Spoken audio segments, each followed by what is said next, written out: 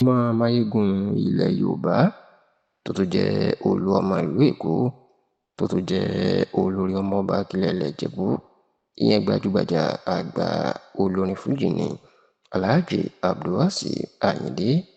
ọmọgbọ́láhàn anífowóṣe marshal ẹni tí ó gba yìí mọ̀ sí K1 the ultimate ọmọ ẹ̀ ìyọ̀dámì marshal ó mà ti sọ̀rọ̀ lórí awuyewuye tí ó gba orí ẹ̀rọ ayélujára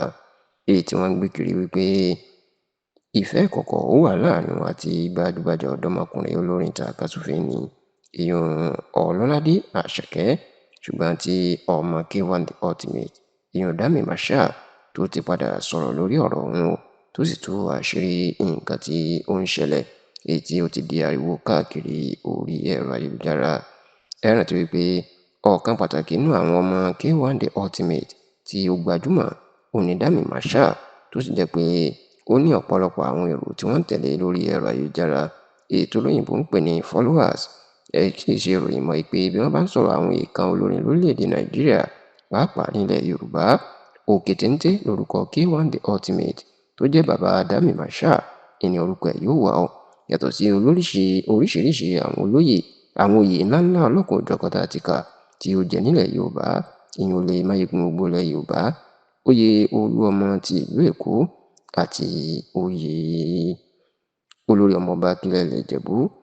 K1 the ultimate tó jẹ́ aṣíwájú nídìí iṣẹ́ orin fújì tó sì jẹ́ pé bí wọ́n bá ti mú bàbá olórin fújì lásìkò yìí alhaji kọ́láwọlé ìlọ̀rí àyìnlá tí ó gba yìí mọ̀ sí Kollington wàsíù àyìndé òní ó tún kàn tí àwọn èèyàn tí wọ́n máa ń pè lẹ́yìn Kollington àyìnlá. Bákan náà ló tún jẹ́ pé lọ́dún tó kọjá inú òkìkí K1 the ultimate ló kàn nígbà tí ó fìfẹ́ hàn láti jẹ ipò àwùjalẹ̀ ilẹ̀ ìjẹ̀bú tí ó ṣòfò lẹ́yìn ìpapòdà ọba síkírù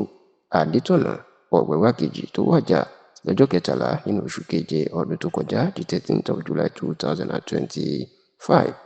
ṣá ó níṣẹ́ ni ọ̀rọ̀ ọmọ K1 the ultimate ìyọ̀dámì marshal ló mà di ariwo ńlá lórí ẹ̀rọ ayélujára lọ́sẹ̀ tí ó kọjá yìí. Ǹjẹ́ kí ló ṣẹlẹ̀ tí ọ̀rọ̀ dàmì marshal tó fi di ariwo? Níṣẹ́ ni ó mà gbé àwòrán kan sórí ẹ̀rọ ayélujára òun àti àṣàkẹ́ tí wọ́n tún máa ń pè ní Mr Money iná jọ wà níbi òde kan tí dàmì marshal tó sì kọ àkọlé sí ara àwòrán náà pé ọ̀gbẹ́ni àti arábìnrin Money ìyún Mr and Mrs Money. Eléyìí ló jẹ́ káwọn kan máa wò pé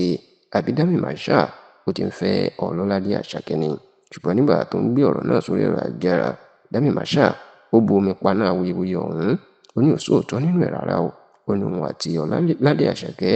àwọn ò fẹ́ra àti pé ìgbà àkọ́kọ́ táwọn yóò kọ́kọ́ jọ máa pàdé nìyẹn ló jẹ́ kóun gbé àwòrán àwọn sí orí ẹ̀rọ ayélujára.